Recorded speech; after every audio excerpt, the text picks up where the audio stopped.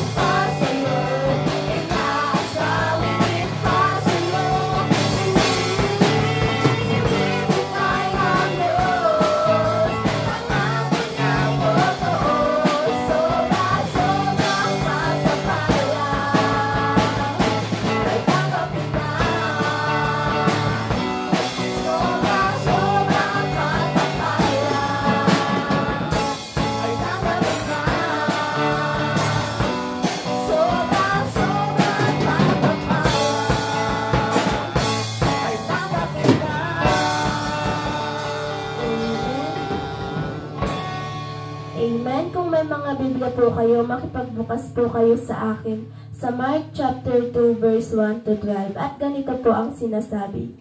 At nang siya'y pumasok uli sa Capernaum, pagkaraan ng ilang araw, ay nahayag na siya'y nasa bahay. At maraming nagkatipon, ano pa't hindi na magkasya, kahit sa pintuan man, at sa kanila'y sinaysay niya ang salita. At sila'y nagsidating na may dalang isang lalaking lumpo sa kanya na usong ng 4. At nang hindi sila makakalapit sa kanya dahil sa karamihan, ay kanyang binakbak ang bubungan ng kanyang kinaroroonan. At nang yaoy kanilang masira, ay inihugos nila ang higaang kinahihigan ng lumpo. At pagkakita ni Jesus sa kanilang pananampalataya, ay sinabi sa lumpo, Anak, ipinatatawad ang iyong mga kasalanan. Ngunit mayroon doong nangakaupong ilan sa mga eskriba at nangagbubulay-bulay sa kanilang mga puso. Bakit nagsasalita ang taong ito ng ganito? Siya'y namumusong. Sino ang makapagpapatawad ng mga kasalanan kundi isa, ang Diyos lamang? At pagkaunawa ni Jesus sa kanyang espiritu na sila'y nagbubulay-bulay sa kanilang sarili. Pagdakay sinabi sa kanila, Bakit binubulay-bulay ninyo ang mga bagay na ito sa inyong mga puso? Alin baga ang lalong maagang sabihin sa lumpo, ipinatatawad ang iyong mga kasalanan, o sabihin magtindig ka at buhatin mo ang iyong higaan at lumakad ka? Datapuwat upang maalaman ninyo na ang anak ng tao ay may kapamahalan sa lupa na magpatawad ng mga kasalanan. Sa iyo ko sinasabi, magtindig ka, buhatin mo ang iyong higaan at umuwi ka sa bahay mo. At nagtindig siya, at pagdakay, binuhat ang higaan, at yumaon sa harap nilang lahat. Ano pat, nangagtaka silang lahat, at niluwalhati nila ang Diyos, na nagsasabi, kailanman hindi tayo nakakita ng ganito. To God be all the glory.